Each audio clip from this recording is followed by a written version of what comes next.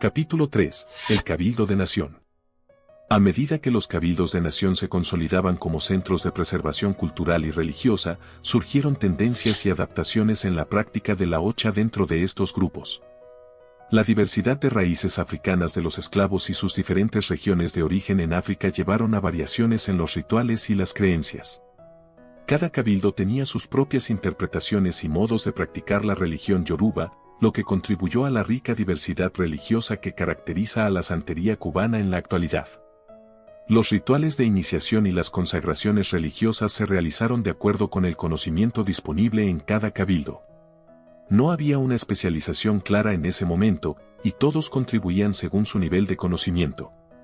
Los roles de oriaté, animalero, osainista y otros que conocemos en la santería contemporánea no estaban definidos como lo están hoy. En cambio, múltiples individuos participaban en diferentes aspectos de las ceremonias. Los orisas se comunicaban a través de sus caballos, personas poseídas por los orisas, durante las ceremonias, brindando orientación y respuestas a los participantes. Esta forma de práctica colectiva y colaborativa contribuyó a la diversidad y adaptabilidad de la religión. La práctica religiosa en los cabildos de nación se llevaba a cabo en secreto y en la oscuridad de la noche, ya que los esclavos y sus descendientes temían la represión por parte de la sociedad colonial. Los líderes de los cabildos, generalmente los más ancianos y respetados, eran los responsables de organizar las consagraciones y las iniciaciones. Aunque no existían madrinas y padrinos en el sentido que conocemos hoy, estas figuras de liderazgo tenían la autoridad para tomar decisiones sobre los rituales y las prácticas religiosas. El proceso de adaptación y evolución de la religión yoruba en Cuba fue fundamental para su supervivencia. Los esclavos y sus descendientes tuvieron que reconstruir los fundamentos de los orisas en Cuba, ya que no pudieron traerlos consigo desde África. Los lucumís, una vez liberados, utilizaron elementos cubanos como el ehue, hierbas, y los otaces, objetos rituales, para recrear los fundamentos de los orisas como Obatalá, Yemayá, Changó y Osun en La Habana y Matanzas. Estos cambios y adaptaciones fueron posibles a partir de 1792, cuando se reglamentó el funcionamiento de los cabildos. Dentro de esta compleja adaptación, surgieron diferentes versiones de los fundamentos religiosos, dependiendo de la región de África de la que provenían los esclavos. Por ejemplo, Oba tenía múltiples versiones con 5, 8 y 9 otaces, lo que reflejaba la diversidad de influencias regionales. La práctica religiosa sincrética también desempeñó un papel importante en la adaptación de la hocha en Cuba. Los esclavos y sus descendientes ocultaron sus prácticas detrás de imágenes católicas, lo que les permitió mantener su fe mientras evitaban la persecución. Orisas como Changó se relacionaron con santos católicos como Santa Bárbara, y esta adaptación se convirtió en una característica distintiva de la santería cubana. Sin embargo, a pesar de estas adaptaciones, la esencia y la identidad cultural de la hocha se mantuvieron intactas. La práctica religiosa yoruba sobrevivió gracias a la resistencia de los esclavos y sus descendientes, quienes encontraron en la religión una fuente de fortaleza y unidad en medio de la opresión. A medida que avanzaba el tiempo, esta rica tradición religiosa continuó evolucionando y diversificándose en la sociedad cubana, especialmente con la llegada de los criollos.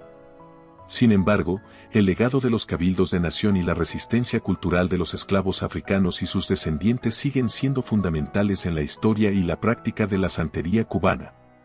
Con el paso de los años, la hocha continuó su evolución en Cuba, marcando una nueva etapa de desarrollo religioso.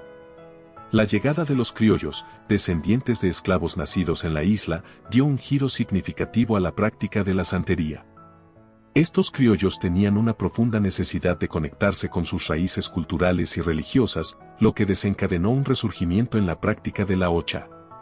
La diversidad de prácticas religiosas yoruba dentro de los cabildos de nación, influenciada por las diversas regiones de África de donde provenían los esclavos, se convirtió en una característica clave de la santería cubana. La adaptación constante y la mezcla de tradiciones llevaron a la aparición de diferentes variantes de los rituales y la terminología utilizada. A pesar de la falta de una jerarquía religiosa centralizada que estableciera pautas uniformes, estas variaciones en la práctica religiosa se consideraron normales en ese momento. Cada cabildo tenía sus propias interpretaciones y métodos, y las experiencias personales y las interacciones entre los practicantes enriquecieron constantemente la tradición.